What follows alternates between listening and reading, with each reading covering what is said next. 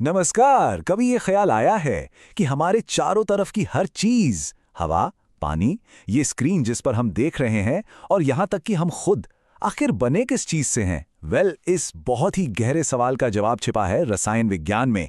तो चलिए आज इसकी कुछ बेसिक बातों को समझते हैं। तो चलिए इसी बड़े सवाल से शुरू करते हैं। जरा अपने चारों तरफ देखिए, ये सारी चीजें जो इतनी अलग अलग दिखती हैं, एक बुनियादी लेवल पर एक दूसरे से जुड़ी कैसे हैं? पता है, यही वो सवाल है जो सदियों से साइंटिस्ट को सोचने पर मजबूर करता आया है। उस बड़े सवाल का जवाब खोजने से पहले हमें उस साइंस को समझना होगा जो इन सब चीजों को पढ़ती है। तो सबसे पहला और सीधा सवाल, आखिर ये रसायन विज्ञान यानी केमिस्ट्री है क्या? ठीक है, तो एकदम सीधे सीधे समझते हैं। केमिस्ट्री पदार्थों के संगठन, संरचना और गुणों का विज्ञान है। मतलब कोई चीज किस चीज से बनी है, उसके छोटे छोटे कण आपस में कैसे जुड़े हैं और वो कैसा बर्ताव करती है, बस इसी की पढ़ाई है केमिस्ट्री। और एक मजेदार बात यह है कि आज हम जिस केमिस्ट्री को जानते हैं उसका जन्म 17वीं शताब्दी में हुआ था। तो अब जब हम ये जान गए हैं कि केमिस्ट्री है क्या, तो चलिए आगे बढ़ते हैं और देखते हैं कि ये हमारे यूनिवर्स की हर चीज को कैसे एक तरह से ऑर्गेनाइज करती है, कैसे उन्हें अलग अलग हिस्सों में बांटती है। तो देखिए, सबसे पहला और सबसे बड़ा बंटवारा है शुद्ध पदार्थ और मिश्रण के बीच।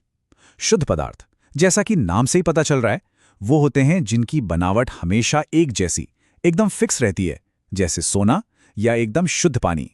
दूसरी तरफ है मिश्रण, जिसमें दो या दो से ज्यादा शुद्ध पदार्थ होते हैं और उनकी मात्रा बदल सकती है, जैसे हवा या फिर नींबू पानी।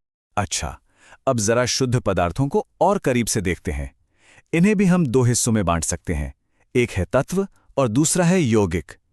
तत्व यानी एलिमेंट वो सबसे शुद्ध रूप है जो सिर्फ एक ही तरह के परमाणुओं से बना हो, जैसे लोहा या ऑक्सीजन। और जब दो या दो से ज्यादा अलग अलग तत्व एक फिक्स्ड रेशियो में केमिकली जुड़ जाते हैं तो वो एक यौगिक यानी कंपाउंड बनाते हैं। इसका सबसे बढ़िया उदाहरण है पानी, H2O। देखिए, कोई पदार्थ क्या है ये जानने के साथ साथ ये जानना भी बहुत जरूरी है कि वो बदलता कैसे है। एक होता है भौतिक परिवर्तन, जिसमें पदार्थ की शक्ल बदल जाती है पर पहचान नहीं, जैसे बर्फ पिघलकर पानी बन गई, चीज तो वही रही है ना। फिर होता है रासायनिक परिवर्तन, जिसमें एक बिल्कुल नई चीज बन जाती है, जैसे लोहे में जंग लगना। और एक तीसरा और भी ज्यादा पावरफुल बदलाव है नाभिकीय परिवर्तन। इसमें तो परमाणु का न्यूक्लियस ही बदल जाता है, जैसे रेडियम का रेडॉन में बदलना। चलिए, अब हम अपनी बड़ी दुनिया से निकलकर एक बहुत ही छोटी, बल्कि कह सकते हैं एक अदृश्य दुनिया में चलते हैं, पदार्थ के उस सबसे छोटे हिस्से की ओर जिसे हम देख नहीं सकते, परमाणु यानी कि एटम। एटम को समझने का जो हमारा मॉडर्न सफर है वो जॉन डाल्टन के साथ शुरू होता है। उन्होंने एक थ्योरी दी कि परमाणु पदार्थ का सबसे छोटा कण है जिसे और तोड़ा नहीं जा सकता। मतलब एक ऐसी बेसिक ईंट जिसके और टुकड़े नहीं हो सकते। उस जमाने के लिए ये एक रेवोल्यूशनरी आइडिया था। इसने हर चीज को देखने का नजरिया ही बदल दिया। लेकिन जैसा कि साइंस में हमेशा होता है, कहानी यहां खत्म नहीं हुई। असल में ये तो बस एक शुरुआत थी। बाद की खोजों ने बताया कि डाल्टन पूरी तरह से सही नहीं थे। परमाणु को तोड़ा जा सकता है। ये और भी छोटे कणों से बना है। पॉजिटिव चार्ज वाले प्रोटॉन, बिना चार्ज वाले न्यूट्रॉन और नेगेटिव चार्ज वाले इलेक्ट्रॉन।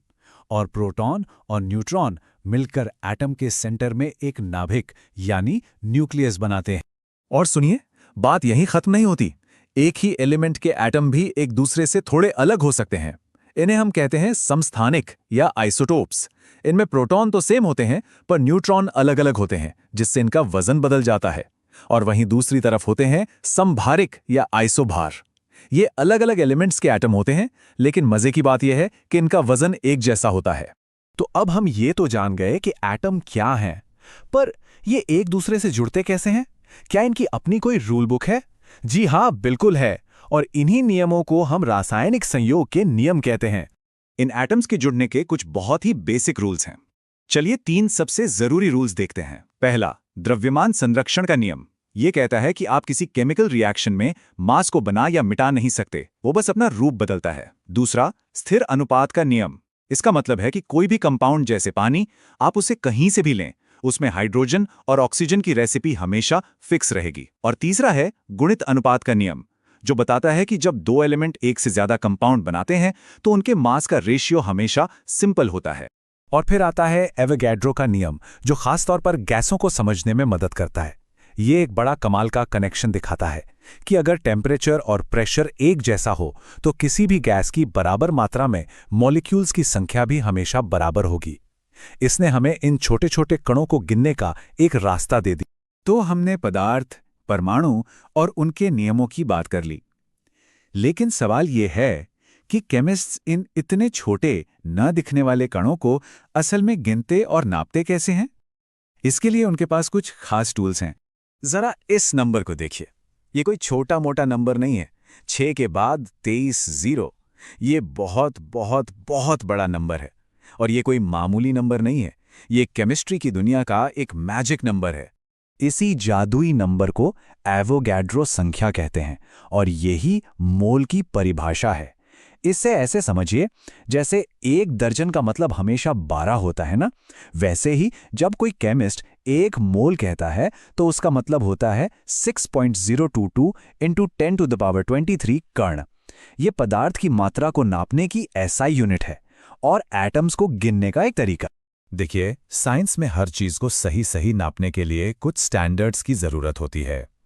एटम्स के वजन को नापने के लिए हम एटॉमिक मास यूनिट यानी AMU का इस्तेमाल करते हैं और इसका स्टैंडर्ड कार्बन 12 एटम को माना गया है। टेम्परेचर के लिए साइंटिफिक स्टैंडर्ड है केल्विन और कोई नाप कितना सटीक है ये बताने के लिए केमिस्ट्स सार्थक अंकों यानी सिग्निफिकेंट फिगर्स का इस्तेमाल करते हैं। तो ये थीं केमिस्ट्री की कुछ सबसे बुनियादी बातें। ये वो नियम हैं जिनके हिसाब से हमारा पूरा यूनिवर्स काम करता है। अब सोचने वाला सवाल ये है कि अगर हम इन नियमों पर पूरी तरह महारत हासिल कर लें तो हम क्या क्या बना सकते हैं? नई दवाइयाँ, कमाल के नए मटेरियल्स, एक बेहतर भविष्य। संभावनाएं एंडलेस हैं और उन सब की चाबी इन्हीं बेसिक सिद्धांतों में छिपी है।